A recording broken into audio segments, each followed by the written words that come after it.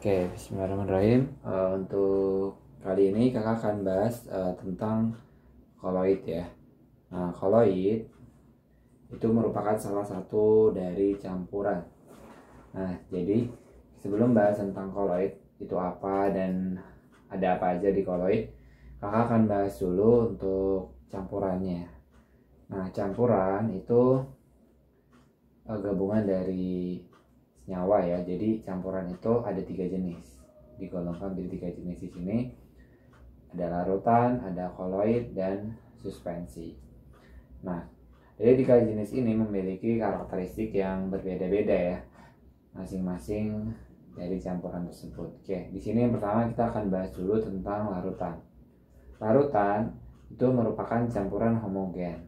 Nah, campuran homogen maksudnya adalah dia membentuk satu fase ya. Kemudian ukuran partikelnya itu kurang dari 1 nanometer.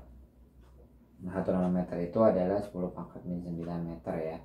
Dan sifat yang berikutnya adalah larutan itu cenderung stabil dan tidak dapat disaring. Nah, kita bisa melihat contoh larutan ini adalah larutan gula gitu ya. Kalau kita perhatikan larutan gula ini dia relatif stabil gitu ya. Stabil itu maksudnya dia tidak mudah mengendap dan dia juga tidak dapat disaring gitu ya, tidak dapat dipisahkan antara gula dengan airnya. Dan homogen, jadi terlihat seperti air semua dan gulanya tidak terlihat di situ. Oke, berikutnya koloid. Nah, sekarang kita masuk ke koloid. Nah, koloid merupakan campuran heterogen. Nah, heterogen maksudnya di situ terdapat 2 fase. Nah, meskipun heterogen, koloid ini terlihat seperti homogen ya. Namun sebenarnya dia heterogen. Nanti kita akan lihat ya contohnya seperti apa. Yang kedua, ukuran partikel koloid itu dari 1 sampai 100 nanometer. Jadi lebih besar daripada larutan. Dan sifat yang ketiga adalah relatif stabil dan dapat disaring dengan penyaring ultra ya.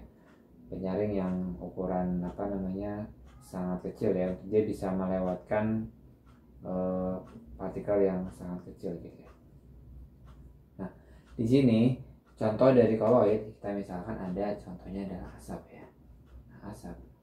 Nah, kalau kita lihat asap itu kan terlihat seperti gas ya. Tapi di dalam asap itu ada partikel-partikel padat yang di situ melayang gitu ya. Jadi asap itu merupakan koloid yang disitu terdiri atas partikel padat dan gas. Jadi makanya kenapa disebutnya heterogen. Oke, kita lanjutkan ke bagian yang ketiga, itu ada suspensi. Nah, suspensi ini adalah campuran yang heterogen.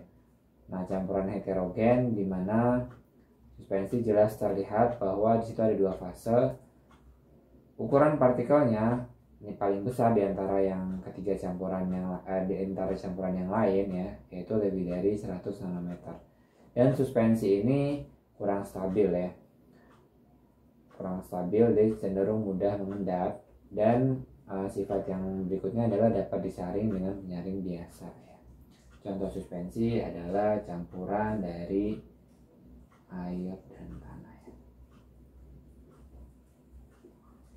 Oke, demikian penjelasan tentang campuran ya, yang dimana pada campuran ini ada 3 jenis, larutan, koloid, dan suspensi. Dan koloid merupakan salah satu jenis campuran.